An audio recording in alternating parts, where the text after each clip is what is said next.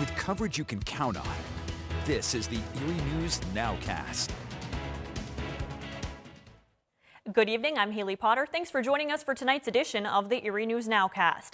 We know today is Earth Day, so we begin with some Earth-related news. Efforts to build the world's largest plastic recycling facility in Erie are gaining momentum.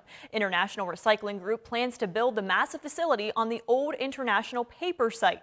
The $100 million plant will be the first of its kind, putting Erie on the map as a recycling hub.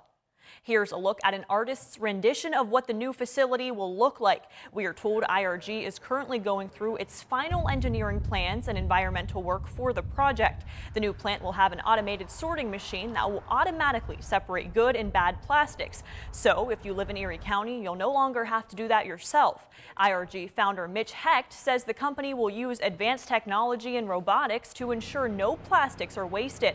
It will also prevent plastics from ending up in our waterways and landfills. A change, he says, will benefit everyone.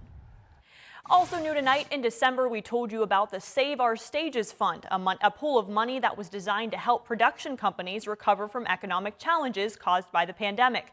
That money was supposed to be given out by now, but as of today, no one has even been able to apply yet. Our Isaac Petcash has the story. Steve Weiser of the Erie Philharmonic had to wait and wait and wait to apply for money through the Save Our Stages program. The bill was signed into a law on December 27th of last year, but it took until April 8th for the application portal to finally open. We were able to create an account finally after multiple refreshes in doing this. And then you finally get through the application, and then you can't upload a document, and then you can't go on to the second half of the application because you couldn't upload anything. And then, on that same day, the application portal suddenly crashed. We did as much as we could within the first 10 minutes, and then spun for the next 6 hours until they eventually just shut the whole thing down. It just crashed. Exactly, it just crashed. Just like that, a promised $16 billion from the Small Business Administration for music venues and theaters across the country put on hold. And to make matters worse, Steve and other directors are left in the dark because at the moment they have no idea when they'll be able to apply or if the application will ever become open again. We had heard it could have been as early as today or tomorrow, but we haven't seen the new FAQs yet, so you have to assume if they're going to give you a chance to review the new information, we're not going to see the application go live until the middle of next week. Weiser is among several local performance directors that feel as if the SBA has failed to correct the problem. Kate Newbert-Lechner of the Erie Playhouse feels that way too. She also had her hand on the button to apply. Now she waits. The information delineation has been really poor.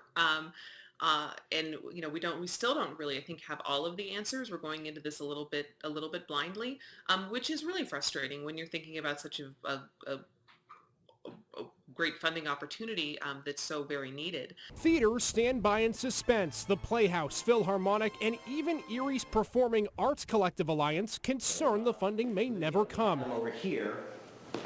Executive Director Mark Tannenbaum says at the moment his theater isn't eligible for round one of the funding, but he says a lack of funding for others could still hurt him and diminish Erie's production sector as a whole. I think everybody's rooting for everybody. It's not competitive at all.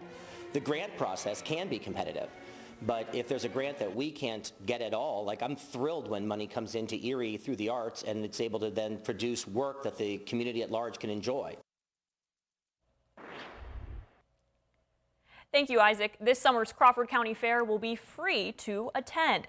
County commissioners and the Fair Board have waived the gate fee for this year's fair. Commissioners are working on a revised schedule and are working on plans for the event. The commissioners said they will provide financial assistance to the Fair Board. Last week, fair organizers announced they would cancel entertainment and carnival rides for this year. And now on to vaccines. Our region has fully vaccinated more than 100,000 people as of today. We continue to outpace the state in terms of percent vaccinated. Today, Erie County passed 72,000 full vaccinations, which is a jump of nearly 3,000 people just in one day. Crawford County passed 21,000 vaccinations, and Warren County has passed 6,500 vaccinations. You can always find the latest COVID-19 facts and figures on our website, erienewsnow.com. And a first dose COVID-19 vaccine clinic will be held for Pencrest students in Crawford County next week. The clinic will administer the Pfizer vaccine Wednesday, April 28th at the former People's Department store in the Diamond Plaza. The second dose will be given Wednesday, May 19th at the same location. 16 and 17-year-olds will need a parent or guardian consent. Those forms need to be turned into their school nurse by Friday. Consent forms can be found in this story on our website, erienewsnow.com. And Pennsylvania's Emergency Management Agency says it needs flexible disaster declaration system. The agency is warning voters about the impact of two amendments on the ballot in the May primary. The two amendments deal with disaster declarations. One would allow the legislature to end or extend an emergency disaster declaration. The other would limit disaster declarations to 21 days unless the legislature allows an extension. Right now, these are both powers of the governor. The director says the amendments have potential to drastically impact the agency's ability to respond and recover from disasters. The agency says the threats it faces are becoming more complex and it needs flexibility in being able to respond. The decision will be on the primary ballot May 18th and is open to all registered voters regardless of party affiliation. And Pennsylvania's spring turkey season begins Saturday with a one-day youth hunt. The youth hunt is open to junior license holders and mentored hunters under 16 years old. Statewide, spring turkey season opens on Saturday, May 1st and will continue through May 31st. The Game Commission says the outlook for the season is positive based on the population estimates. Licensed hunters can take 2 bearded turkeys during the spring season. Only hunters with a second license can take a second turkey. Thanks for joining us for the Erie News Nowcast.